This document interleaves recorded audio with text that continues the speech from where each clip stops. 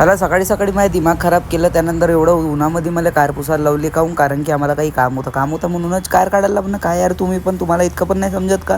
त्यानंतर सिलेंडर उचललं. बरं झालं का एवढं पॉवरफुल आहो का मी एका हातानं उचललं ना. थोडंसं मी जिमला गेलो होतो, थोडंसं मारलं. त्यानंतरच मी आणखी ते शिवाकडले गपगपा तो दरवाजा लावलो. साल्या म्हणे तुझ्या घरची वे का म्हणे.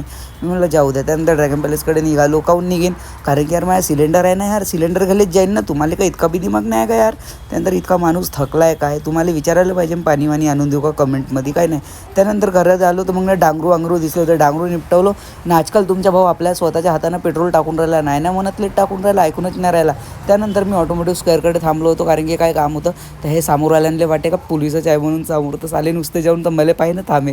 इतकी मजा आली तुम्हाला का. त्यानंतर बर्डीमध्ये मला हे दाबेली खायची होती, तर मी साला काय पार्लर मला भेटलीच नाही कुठं दाबेली. त्यानंतर भाऊ लोकांसोबत होतो मी, तर हे लोक कारणं आले होते. तर त्यानंतर आम्ही लोकांना आले इथं निपटवलं. फुकटच्या खाल्लं नाही ना म्हणतले, ऐकलोच नाही साला कोणी.